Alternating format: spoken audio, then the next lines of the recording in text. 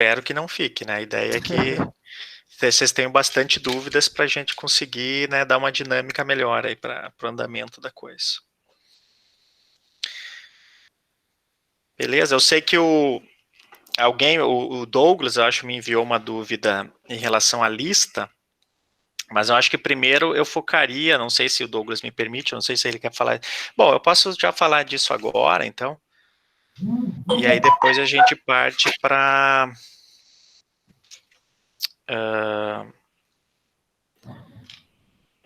para os conteúdos mesmo, né? Essa parte do fundamentos aí, da descrição física de sistemas físicos e tal. Pode ficar à vontade, professor. Então, a dúvida, se eu entendi bem, você tá uma dúvida nessa parte que é tipo, comente, a questão é a número 2, se eu não me engano, né? Isso, 2 letra A. Isso, que basicamente eu queria que fosse explicado aqui, né, comentar qualitativamente a razão dessa afirmação acima ali ocorrer. Então, a afirmação é a seguinte, ó, é dada uma distribuição binomial, e aí a gente vai considerar uma situação particular em relação a essa distribuição, que é a probabilidade de dar um passo à direita ou para frente, né, a probabilidade P, ela é muito pequena, muito menor que 1. E o que interessa nesse caso é o limite N, né, que está fazendo o papel do N1 aqui, vamos dizer assim, seja muito menor, o N minúsculo muito menor que o N maiúsculo. Pois a probabilidade W de N é muito pequena nesse limite N tendendo a Nzinho tendendo a Nzão. Né? Neste caso, onde o P é muito menor que 1. E eu queria que fosse comentado qualitativamente a razão disso ocorrer. Né? Por quê? Porque essa é a base das aproximações que vocês vão usar em todos os itens subsequentes, no item B, no C e no D. Ok? Então, a ideia é que se comente a razão. Essa é a ideia, né? Não sei se eu vou resolver aqui esse problema, eu até queria deixar vocês pensar um pouquinho mais. Mas, basicamente, como a probabilidade P é muito pequena,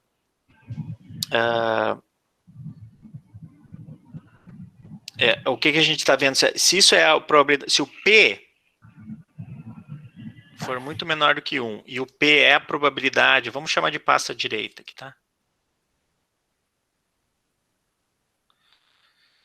Então, a gente está vendo que essa probabilidade aqui é muito pequena, certo? O que acontece? Essa probabilidade de passos à direita ela vai decrescer muito rapidamente, né?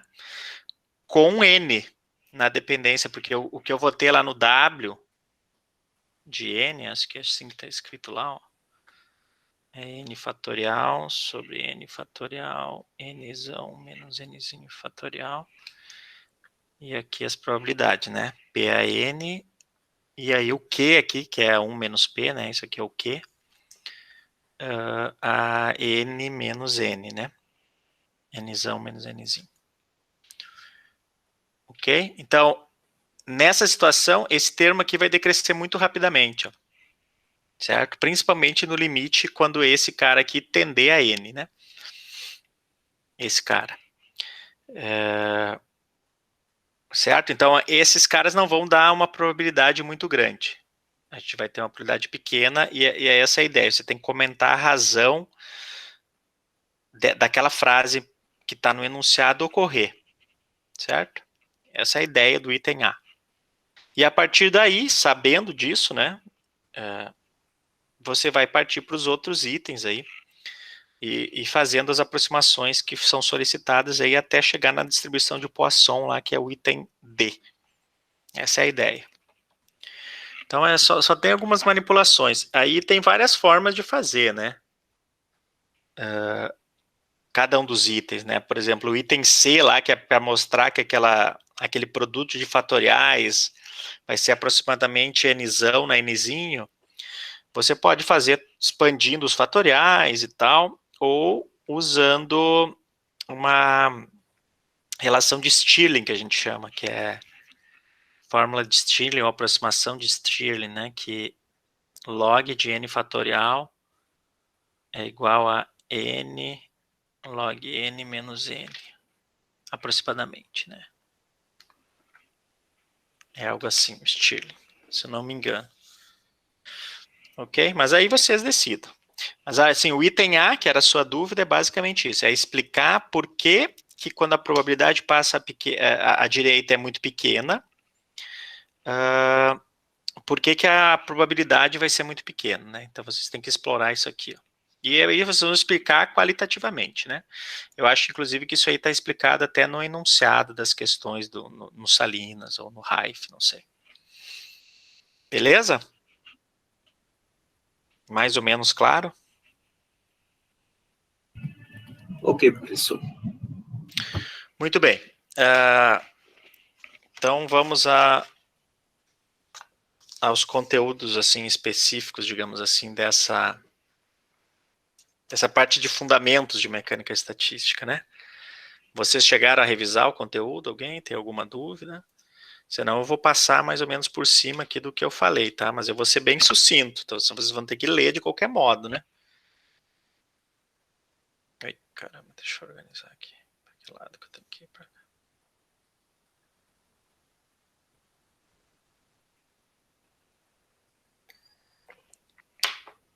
Posso seguir? Sim. Tá, então, assim, a princípio, como eu estava seguindo o Salinas, né, a princípio essa parte aqui deveria vir antes, né, mas como a gente vai fazer a apresentação de alguns, como é que eu vou dizer, descrição dos sistemas físicos, aí vai fazer contagem de microestados e coisa, acaba levando um pouco em conta essas distribuições de probabilidades, então acabei mantendo a ordem, mas aqui seria o ponto mais interessante para a gente apresentar o que é a mecânica estatística, né? Então, antes de mais nada, né, a gente tem que deixar claro que, por mais tenebrosa e que ela possa parecer, né, a gente tem que deixar claro que a mecânica estatística moderna que a gente conhece hoje em dia, né, que a gente tem, ela talvez seja mais do que qualquer outra área da física, ela encontra aplicações em praticamente todas as ciências exatas, e além delas, né, você pode aplicar até em ciências sociais, economia, por aí vai. E embora ela foi originada, né, nas ideias, nos trabalhos de Boltzmann, Gibbs, Arnfast e outros, né, embora ela tenha sido originada em buscar uma relação para a mecânica das partículas e a termodinâmica, o formalismo ele acabou se mostrando extremamente útil, né, para descrever uma gama de situações físicas, por exemplo, na área de física, né, ou de materiais, ocorrência ou não de supercondutividade, isso aí é algo que a gente vai ver, acredito, até o final, se a gente tiver tempo. Outra aplicação fora da física, né, por exemplo, a evolução de preços no mercado de ação, você pode tentar usar o ferramental da mecânica estatística para descrever. Na geociência, probabilidade de ocorrência de terremotos, ou na biologia, por exemplo, a morfologia de uma colônia de células em um tecido vivo. Tudo isso são exemplos, né, de situações aí cotidianas que a gente pode tentar descrever usando o ferramental da mecânica estatística, certo? E só para deixar claro, né, o que a gente vai estar trabalhando aqui, a princípio existem duas vertentes principais, né, de mecânica estatística que a gente conhece. É a mecânica estatística de equilíbrio, que ela vai predizer, né, vai fazer predições de propriedades macroscópicas de sistemas em equilíbrio termodinâmico, que é exatamente o que a gente vai trabalhar aqui. Mas também existem a chamada mecânica estatística fora do equilíbrio, que é uma teoria que ela é um pouco mais recente, ela não tem toda a conexão fácil que a gente vai fazer com a teoria dos ensembles, ela existem diversas formas de tratar, e elas são muito complicadas, mas elas acabam descrevendo o que acontece no meio campo, né, porque se vocês estão bem lembrados de física térmica, ou mesmo de física 2, no equilíbrio, o que a gente tem? Imagina uma reação química, você abre lá sei lá, coloca um reagente, lá, coloca bicarbonato de sódio na Coca-Cola, ou algo assim, no vinagre. Aí vai dar aquela reação lá, né? Então você partiu de um estado de equilíbrio que você definiu ali inicial, que você tinha uma entropia inicial, digamos assim, e aí vai ter agitação. Nesse caso você vai, inclusive, poder associar com desordem, né? Que é algo que eu acho que a gente deveria evitar, associar entropia com desordem, embora não esteja errado, né? Mas podem ter situações que nem sempre isso é aplicável, mas vai aumentar aquela entropia até que se chega num novo estado de equilíbrio, certo? E aí você vai conseguir fazer contas nesses dois extremos, no estado inicial e no estado final. No meio campo ali, que é aonde você parte de um estado inicial para um final, né, esse cara aqui, você não sabe, né, é uma interrogação. Você tem um novo estado de equilíbrio aqui, um estado aqui, que você teria um SI e um SF. Então, até a mecânica estatística de equilíbrio não sabe nada disso aqui. Aí, para isso que se desenvolveu a mecânica estatística de não equilíbrio, mas só estou contando para vocês aqui, para você saber que existem, porque não é isso que a gente vai fazer. Beleza? Muito bem. Então, para começar, né, para começo de conversa, a gente tem que saber o que é a mecânica estatística. Então, e para responder isso, a princípio a gente deveria apresentar o que é a termodinâmica, né? Pensar o que é a termodinâmica de equilíbrio. E o que é a termodinâmica de equilíbrio? Talvez vocês já saibam. Ela é uma teoria macroscópica, certo? E é muito geral, né? Ela é muito geral e ela é construída sobre poucas hipóteses fundamentais. E o conceito central nessa teoria é uma variável, é o surgimento de uma variável chamada entropia. Ok? Que vai estar relacionada basicamente com a troca de calor, e a gente vai ver lá pela segunda lei, né?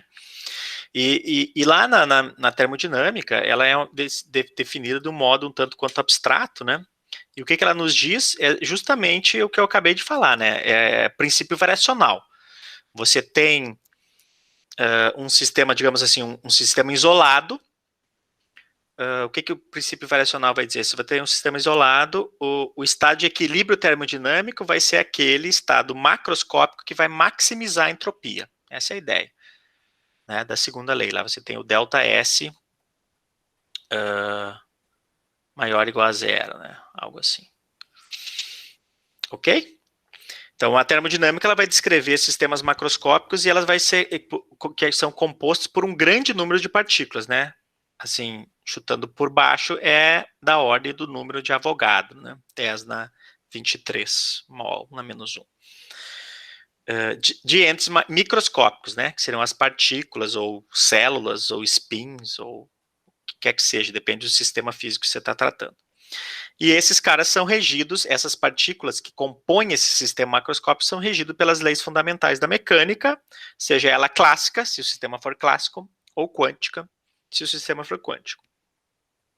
Ou seja, a descrição macroscópica, ela parte das leis da mecânica, isso é importante, mesmo, né, desculpa, a descrição microscópica que a gente está buscando aqui, que é a mecânica estatística, né, ela vai ter que partir das leis da mecânica. Então, basicamente, foi o que eu coloquei aqui. A mecânica estatística, ela vai, assim, no modo geral, o que a gente vai fazer? Ela vai associar ou a mecânica clássica, se o sistema for clássico, ou a mecânica quântica, com uma teoria de probabilidade aqui, que vai associar, basicamente, pesos, ou probabilidades, né, para a ocorrência de microestados daquele particular sistema.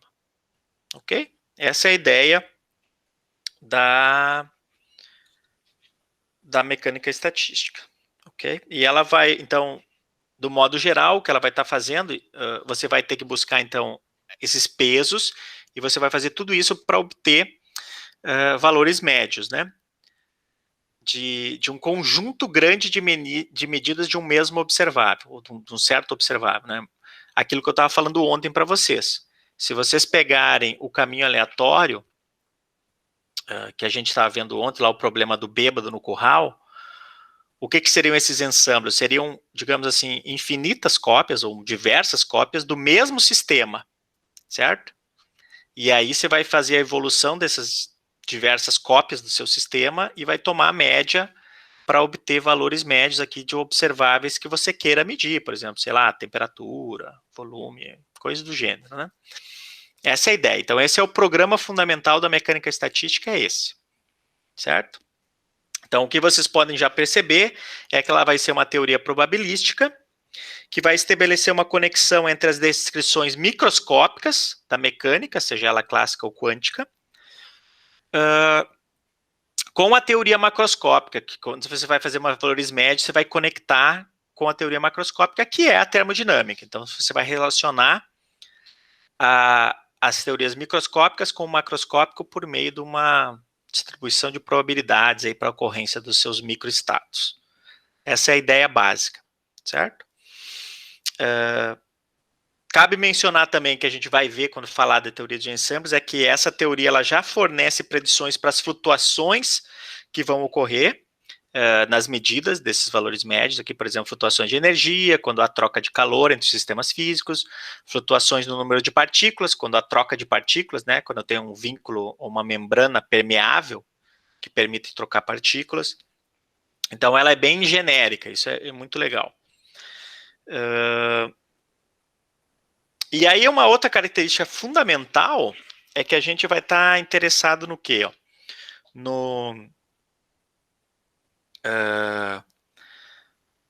É que como a gente está interessado no resultado médio aqui, ó, para um grande número de medidas, que é essa ideia aqui central, ó, o que acabou se desenvolvendo é justamente essa teoria dos ensembles, né, um formalismo dos ensembles estatísticos, que é a ideia de fazer um conjunto de sistemas idênticos para fazer as medidas em relação a eles, ok?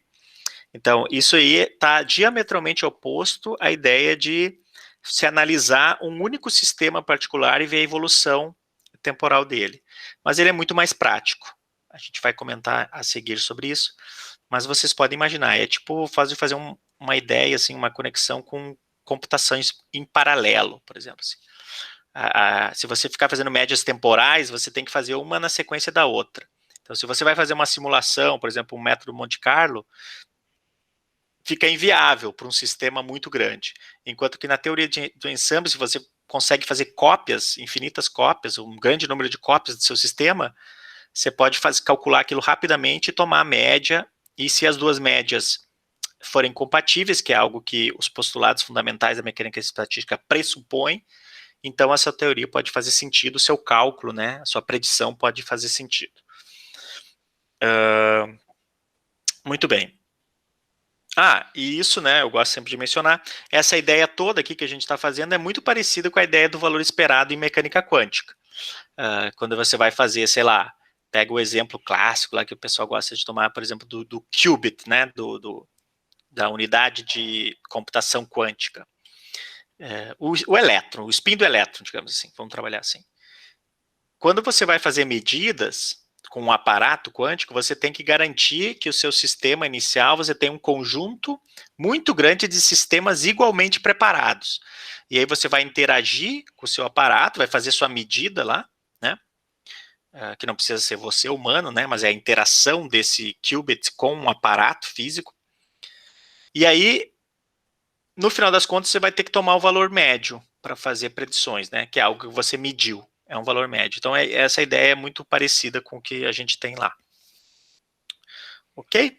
Então, algumas definições iniciais para a gente tentar entender o que é isso, é algo que às vezes a gente vê até lá em Física 2 um pouquinho, que é a ideia de microestado e macroestado. Então, um microestado, que como a gente vai fazer uma descrição microscópica, né, do ponto de vista da mecânica, por exemplo, um sistema de N partículas, o que a gente vai ter? Tem duas situações. Se o meu sistema for clássico, o microestado acessível vai ser o conjunto de 3N coordenadas generalizadas, que são, em mecânica clássica, se convém chamar de QI, né?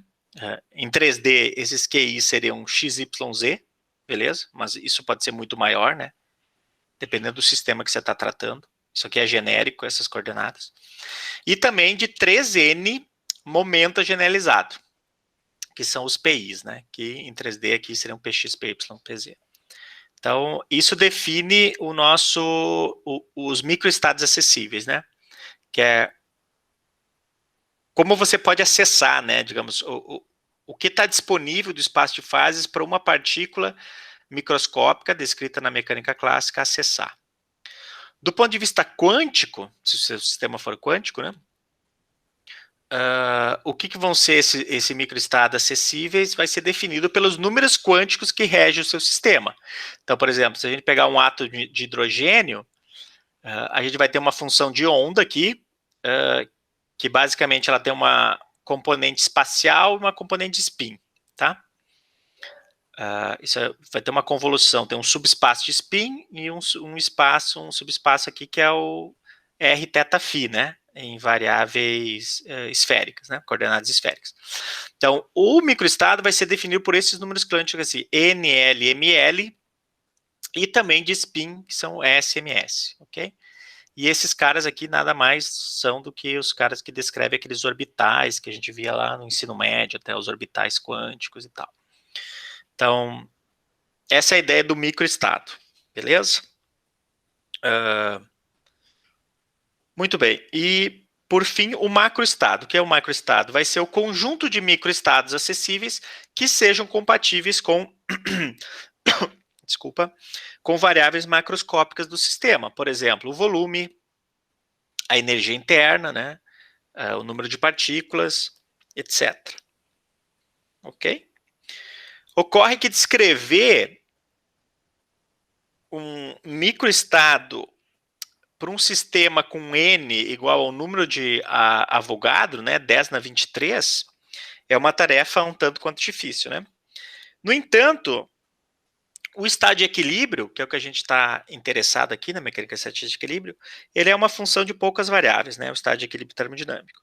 E além disso, na prática, a gente vai estar interessado em propriedades globais, né, ou macroscópicas da matéria, que vão estar relacionadas com essas variáveis termodinâmicas. Por exemplo, a temperatura e a pressão, do que especificamente na velocidade e na posição aqui de cada uma das partículas que compõem o seu sistema. Certo? Esses QIs e PIs aqui. Então, acaba que não vai ser tão complexo assim. Ok? Muito bem. Aí,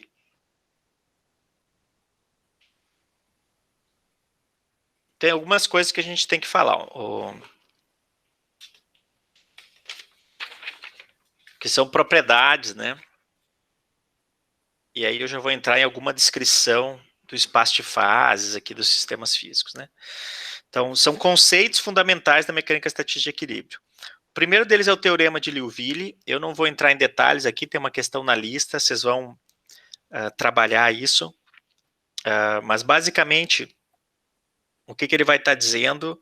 Ele vai estar dizendo que as probabilidades são algo conservadas e elas se comportam como um fluido incompressível e coisa do gênero. Vocês vão fazer isso. Mas dentro do teorema de Liouville, da descrição, o que a gente vai partir? Se eu considerar um sistema clássico, essas coordenadas aqui, ó, que eu falei antes, esses caras aqui, o que vai descrever o sistema, aí vem um pouco de mecânica clássica, né? Vai ser dada pelas chamadas equações de Hamilton, né? Ops, espera aí que eu tô... Ou de Hamilton-Lagrange. Que vai dizer que a derivada temporal dos QIs aqui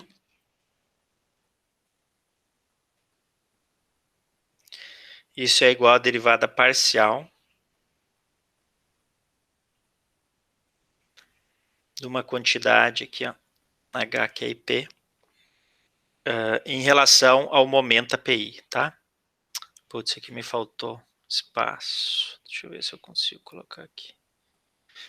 E aqui eu vou ter o PI, que nada mais ser do que a derivada temporal desses PIs, e isso é igual a menos a derivada dessa mesma quantidade, QIP, em relação à coordenada geralizada QI.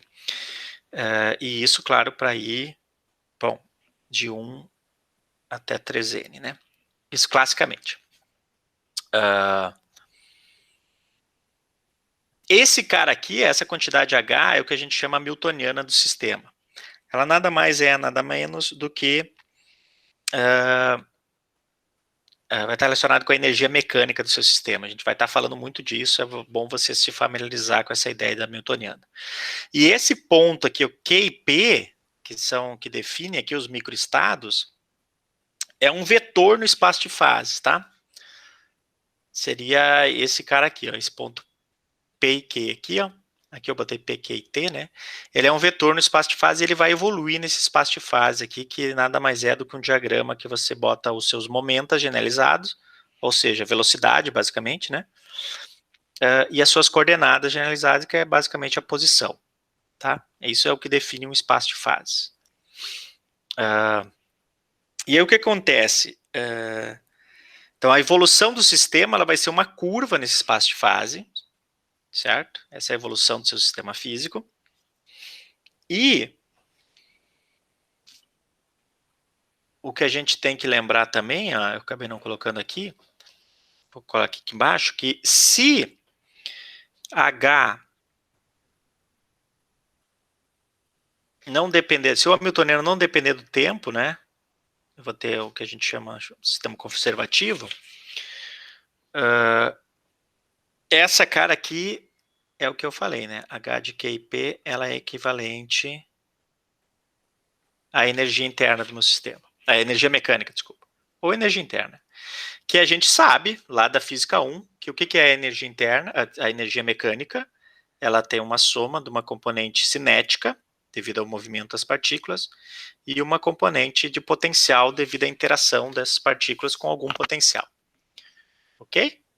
Essa é a ideia básica. E a partir daqui a gente vai desenvolver boa parte das contas em mecânica estatística. Então é bom ter uma ideia boa disso aqui. Beleza? Esse cara aqui, ó, ele vai definir uma energia no espaço de fase. Desculpa. Ele é energia, né? Ele vai definir uma superfície no espaço de fase. Ok?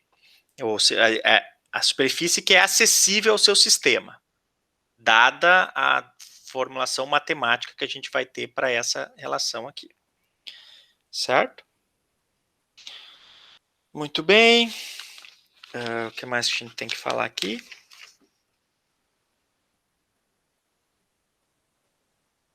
Ah, tá. Antes de mostrar especificamente como descrever um sistema físico particular no espaço de fase dele, vamos fazer alguns comentários sobre o que se convencionou chamar densidade de probabilidade, né? Então, em mecânica estatística, a gente define, então, essa foi a ideia do Gibbs, se eu não me engano, uma densidade de probabilidades, que é esse ρ de P, Q e T, e integra no espaço de fase, aqui dp, dq, certo? Então, isso aqui vai definir um volume nesse espaço de fase. E essa densidade, ela vai dar, essa densidade de probabilidade aqui vai dar a probabilidade de encontrar o meu sistema dentro desse volume no espaço de fase dp, dq aqui. Ok? E a gente vai estar trabalhando com isso diretamente, assim, corriqueiramente aqui na disciplina, então é bom ter uma ideia disso, né?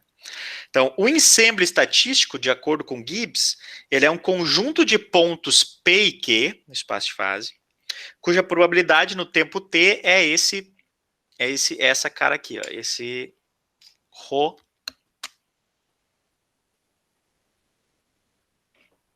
de PQT, TPDQ.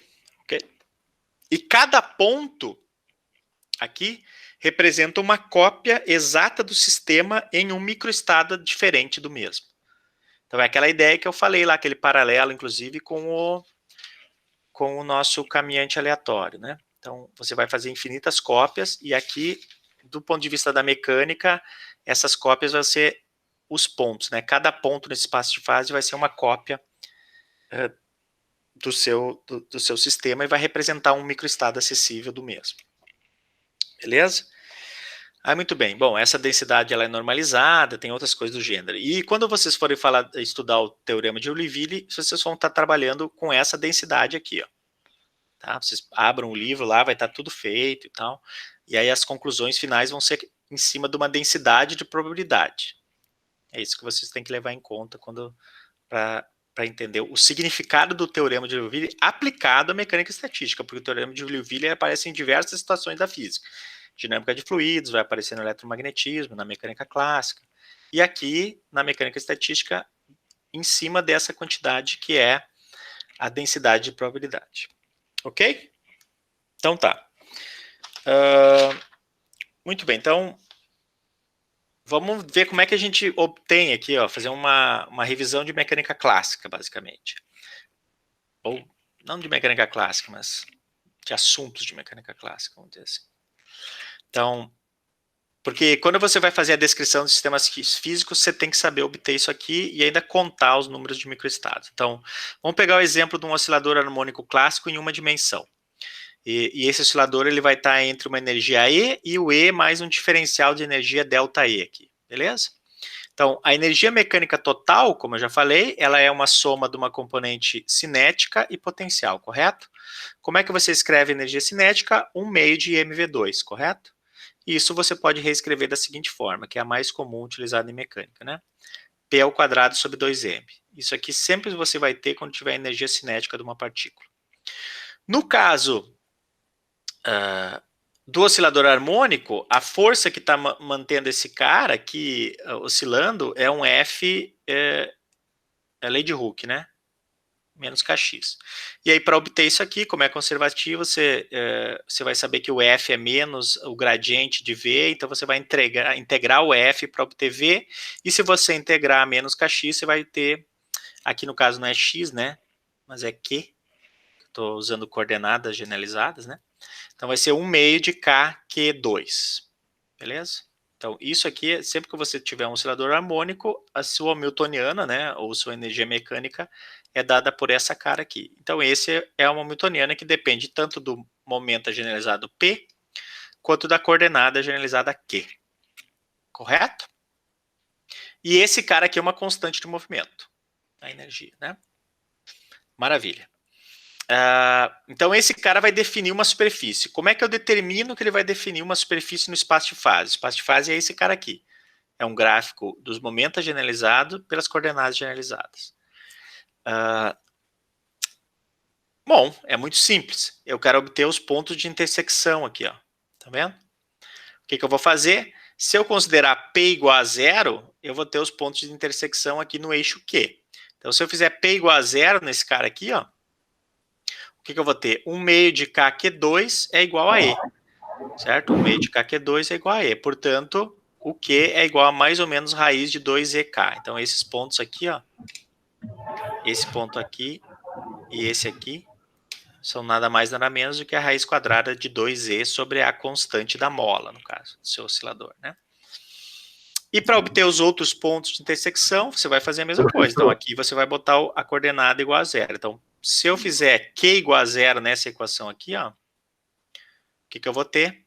Eu vou ter que P ao quadrado sobre 2m é igual a energia mecânica. Ou seja, esses pontos de intersecção P aqui são nada mais nada menos do que mais raiz de 2me e menos raiz de 2me.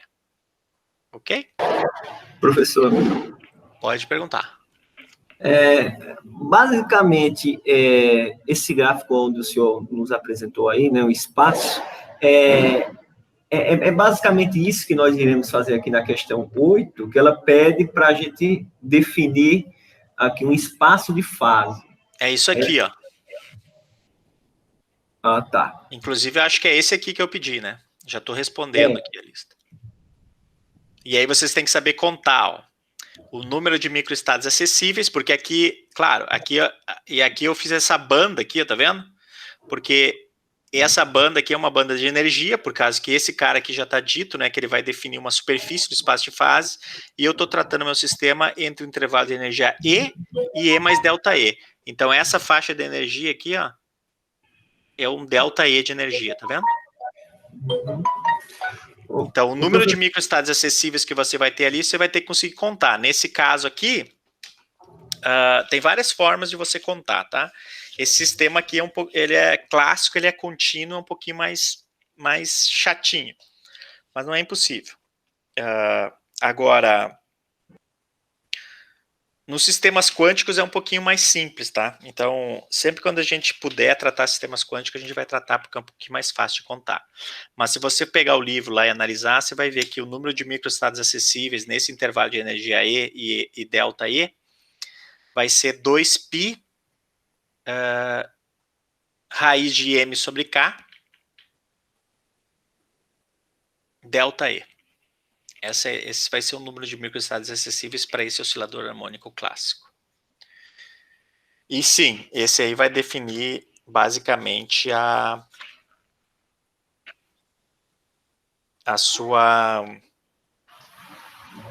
questão 8, né? Basicamente, a gente acabou de fazê-la aqui. O professor, esse gráfico, ele é padrão em que o senhor nos apresentou, ou dependendo da situação que eu esteja analisando, ele vai mudar.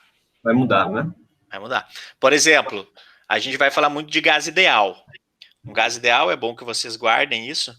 Um gás ideal, a palavra ideal, o que ela significa num gás ideal? O que vocês acham que ela significa? É um modelo idealizado? É idealizado, mas o que você tem? Um gás ideal. Você tem um gás lá, você tem 10 na 23 moléculas, ali, ou partículas, né? Número de Avogadro. O que você está dizendo quando você considera ele ideal? Basicamente, ele é um sinônimo para não interagente. Ou seja, essas partículas não conversam entre si. É basicamente os gases ideais lá da tabela periódica, eles também são chamados de gases raros ou rarefeitos, certo? Então, é basicamente como se uma partículazinha não conversasse com a outra. Ou seja, esse cara aqui não existe, porque o potencial... o Fernando falou que tá ruim aí. Perfeito, sem problemas. Aproveita para estudar, viu, Fernando? Eu vou disponibilizar e aí eu já vou... Se eu não conseguir fazer o upload, eu já vou dar acesso ao link para todo mundo. Então... o que eu estava falando? Não interagente. Então, aqui, ó, é como se as partículas não conversassem. E a interação entre as partículas, ela está sempre nesse termo de potencial, ó. Porque esse cara aqui nada mais vai dar do que a dinâmica, a cinemática. Esse termo aqui é sempre igual, a parte cinética. Pode mudar se for relativístico ou não relativístico, mas assim, classicamente, o que a gente está acostumado é um meio de mv ao quadrado, ou seja, p ao quadrado sobre 2m. E toda a interação está dentro do V aqui. Eu posso ter interações de diversos tipos. Posso ter interação gravitacional, interação elástica, como a gente está tratando aqui. Eu posso ter interação coulombiana, como é, por exemplo, o elétron no átomo de hidrogênio. Diversos tipos de interações. O gás ideal, o que ele faz? Esse cara aqui é zero, certo? Ou então seja... Ele desconsidera todas as interações entre as partículas. Todas as interações. Tudo que é ideal, né? Ele é a mesma coisa que não interagente. Inclusive, a gente vai aplicar duas aplicações do ensemble microcanônico e grande canônico, a gente vai fazer para um gás ideal, ou seja, esse termo aqui sai fora. Até porque o tratamento aqui, ó, eu até costumava cobrar isso aí como leitura dos alunos numa lista de exercício, assim como o exercício 8 que eu coloquei aí, para vocês estudar no livro, porque o tratamento é um pouquinho mais chato quando você vai tratar de gases reais. Mas aqui, dado o tempo curto, não tem como a gente falar disso. Desculpa, você falou alguma coisa, Alexandre? Daí entra aquela parada do gás de Van der Waals, você considera isso, o volume exatamente. Estaria aqui, ó. Isso a gente não vai fazer. Então, só para voltar à pergunta do Douglas, quando eu elimino esse cara, eu elimino esse cara aqui, ó. Ou seja, eu não tenho mais esse termo aqui, ó. O que eu vou ter vai ter barras de energia aqui, ó, tá vendo? Consegue perceber isso, Douglas? Porque esses pontos aqui eu não vou ter, ó, quando eu tenho um gás ideal. Por causa que esse cara eu não tenho, ó. Então, não tem sentido. Eu já vou estar fazendo Q igual a zero aqui, ó, digamos assim. Eu não vou ter dependência em Q no meu hamiltoniano, né? Só vou ter dependência no momento, que é na quantidade de movimento, né, na energia cinética das partículas.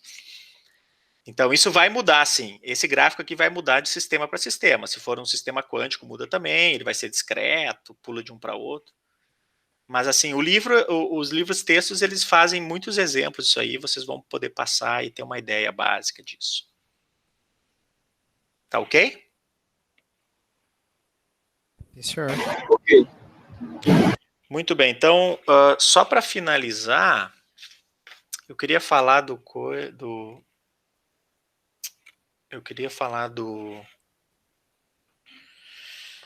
um pouquinho de potenciais termodinâmicos, acho que não vai dar tempo. Vou deixar para amanhã. Mas vou falar um pouquinho do teorema de Liouville, só vou passar por cima. Então, ele basicamente está relacionado, ele vai se basear nessa quantidade que é fundamental na mecânica estatística, que é a densidade de probabilidade, que vai considerar ela como sendo a gente sempre vai considerar ela como sendo normalizada, né, a sua densidade de probabilidade, ou seja, se você somar sobre todas as possibilidades de microestados, que aqui eu defini como sendo esse gama, ou seja, eu estou dizendo que a integral é sobre todo o espaço de fase gama aqui, isso tem que ser igual a 1, certo? Porque senão, se as suas probabilidades totais não somam a 1, o teu sistema ele tem dados viciados ou cartas marcadas, né? Não faz muito sentido. Então, o que o teorema de Nernville faz? Ele vai se basear numa analogia com dinâmica de fluidos, ou vocês podem fazer até com eletromagnetismo, né? Com aquela ideia porque você vai usar o teorema de Gauss aqui no meio. Então, você vai introduzir uma corrente, que é uma corrente de probabilidade, você vai definir uma velocidade aqui, ó, que não é uma velocidade das partículas microscópicas que compõem o sistema, mas é uma velocidade de pontos no espaço de fases. Tá vendo? Vocês sabem que o QI e PI definem pontos nesse espaço de fase aqui, ó. Né? A gente já falou sobre isso. Essa velocidade que a gente está introduzindo aqui é uma derivada desses pontos no espaço de fase, ok? E aí você vai usar o teorema de Gauss nisso aqui e vai conseguir provar que isso aqui é válido, ó. Ou isso aqui, ó, a derivada total dessa densidade de probabilidade é zero, certo? Basicamente, o que você mostra aqui, isso aqui, ρ é constante, ou seja, ρ se comporta como um fluido incompressível, a sua densidade de probabilidade. Isso é muito importante para a mecânica estatística de equilíbrio. Correto? Algo que decorre disso, e que também é muito importante, que vocês vão estudar, é o conceito de postulado, que é o postulado fundamental da mecânica estatística. Que eu não sei se eu tenho ele aqui já escrito, acho que não. Deixa eu pular isso aqui. Que é basicamente, ele diz que todos os microestados acessíveis do seu sistema são igualmente prováveis, né? Isso é uma ideia importante que também está relacionado com essa ideia aqui de você não ter, digamos assim, dados viciados, né? Todos os microestados, ou seja, todos os pontos acessíveis aqui, o meu espaço de fase, são igualmente acessíveis ao meu sistema. Eu não tenho nada que seja preferível um ao outro, ok? E isso formalmente, né, que seria o postulado fundamental, né? Ai, caramba. Tem igual probabilidade a priori.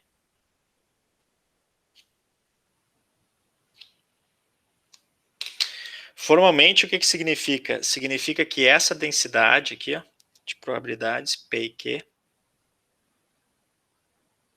ela vai ser igual a 1 sobre um volume no espaço de fases que está disponível para o meu sistema, se o meu sistema estiver na região onde ele é definido, né, esse espaço de fases, ou seja, se eu tiver uma energia que vai estar acessível ao newtoniano do sistema. E ele vai ser zero caso contrário. Ok? Vai estar relacionado com isso aqui, né? Com a região acessível ao meu sistema. Nesse caso aqui, essa região, ou seja, esse volume, ela vai ser dada por esse anel aqui, ó. Ok? Mas isso aqui é genérico. E esse gama E aqui, ó, que eu coloquei, é nada mais, nada menos do que uma forma de escrever um volume no espaço de fase, ou seja, uma integral na região de energia disponível para o meu sistema. Aqui. E aqui eu vou ter um D... Ai, desculpa, não estão vendo. dPdQ. É uma integral, né, do volume do espaço de fase, aquele lá, só que eu só vou integrar na região que está disponível no meu sistema. Por exemplo, voltando ao exemplo aqui, no nosso oscilador harmônico, essa região é justamente esse anel aqui. Ó. Ok? Muito bem. Então, os pontos nesse volume aqui, eles vão definir o ensemble microcanônico. Então, o microcanônico já começa por aqui. Ó. Isso é importante. Esse postulado de igual probabilidade a priori foi algo que foi introduzido pelo Boltzmann, né? Justamente com a hipótese ergódica, que eu vou falar a seguir. E a hipótese ergódica o que ela diz? Ela está relacionada com aquilo que eu falei antes das médias lá, né? Das cópias, lá do início. Lembra que você está tratando aqui na mecânica estatística de valores médios de um conjunto muito grande de medidas de um certo observável. Muito bem. O que a hipótese ergódica diz? Se você considerar uma média temporal por período do seu sistema, digamos assim, E aí você vai fazer a definição, mesma que tem lá no Moisés, por exemplo, sei lá. Deixa eu pegar uma folha aqui para fazer para vocês. Uma média temporal.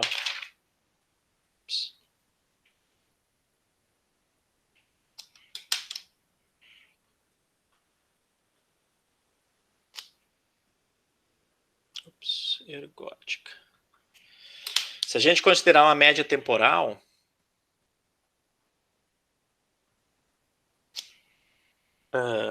que é equivalente, vamos escrever média aqui na definição, como Salinas faz, né?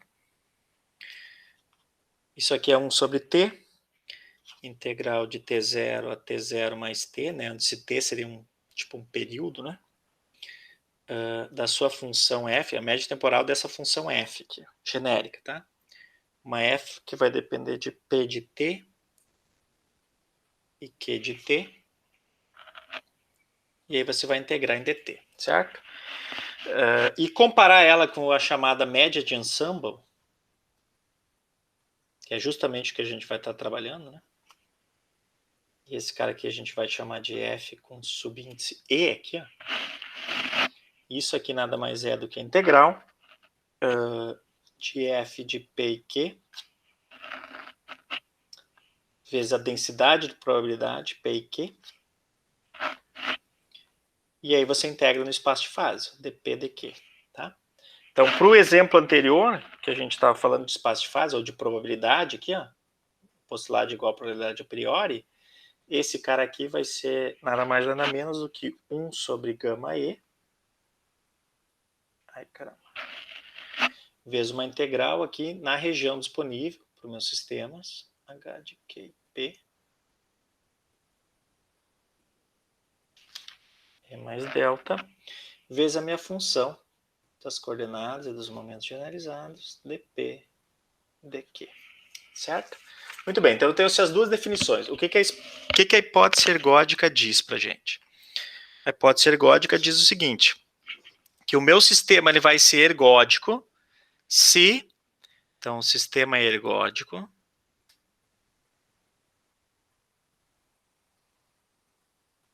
se essas médias forem compatíveis, né? Se f, se a média genérica de f aqui for compatível com a média de ensemble, que é equivalente ao limite, né? Num tempos muito grandes, né? Tempo tendendo a infinito, que seria relacionado com o limite termodinâmico aqui. Professor, f sobe de um t. pouquinho a folha, por favor. Ai, desculpa. Ok? Então, o sistema ele vai ser ergódico basicamente se a sua média de ensemble for igual à média temporal num limite de tempos longos, que basicamente vai estar associado com o limite termodinâmico. Ok? O Boltzmann, ele considerou, quando ele introduziu a hipótese ergódica, ele considerou que todos os sistemas com N, né, muito grande, então sistemas onde N é muito maior que 1 são ergódicos. Mas isso é algo que você assume, você não tem como provar a priori, você tem como provar só a posteriori, tá certo? Essa é a ideia da ergodicidade. Mas a ergodicidade ela é importante justamente para aquilo que eu falei para a gente antes lá, ó. Porque dependendo do sistema, imagina você vai fazer um cálculo, uma simulação computacional, Monte Carlo. Se você for calcular médias temporais, você vai ter que fazer subsequentes, certo? Então, a sua demanda computacional vai ser muito grande. Ao passo que na média de ensemble, se você conseguir fazer cópias idênticas do seu sistema, você faz aquilo evoluir, tira a média de ensemble, e se o sistema é ergódico, as duas vão coincidir. Essa é a ideia. Aí o problema todo é saber justamente se isso aqui é válido, se o seu sistema é ergódico ou não, porque daí a sua conta está valendo. Certo? Esse é um dos problemas fundamentais da mecânica estatística. Então, essa é a ideia, as ideias básicas que estão por trás para dar a descrição dos sistemas físicos, né? Vocês vão ter que saber fazer isso aqui. E também calcular esse tipo de coisa. O Salinas tem um bom par de exemplos, tanto de sistemas clássicos quanto de quânticos. Eu sugiro que vocês deem uma lida. Eu acho que esse capítulo, pelo menos, eu coloquei para vocês lá, na sala de aula. E com isso você já mata aqui umas 2 questões da lista, por exemplo. Esse é o que está disponível na biblioteca virtual, professor? Não, o da biblioteca virtual é Daniel, acho, né? Não sei se o Douglas conseguiu olhar. Acho que o nome do autor é Daniel. Isso. Mas eles são muito parecidos, sabe? Apesar de que esse do Daniel é um pouquinho mais complexo. Se você for olhar lá no final do livro, para as mentes curiosas, você vai ver que ele faz um tratamento de sistemas estocásticos, que está um pouquinho relacionado com uma forma de descrever sistemas fora do equilíbrio. Ele vai falar de equações mestra, equação de Fokker-Plan, equação de Langevin, mas assim, é só por curiosidade, tá? Nós não vamos tratar disso aqui. Tá. Então essa é a ideia básica do que eu tinha para falar hoje, era isso. Eu queria falar de potenciais termodinâmicos, eu acho que eu já me alonguei demais, e a minha ideia não é deixar muito longo aqui, porque eu quero que vocês tenham tempo para estudar vocês mesmos. Então amanhã eu vou fazer uma revisão bem geral dos potenciais termodinâmicos, e eu espero que vocês estudem um pouquinho antes também, para tirar dúvidas.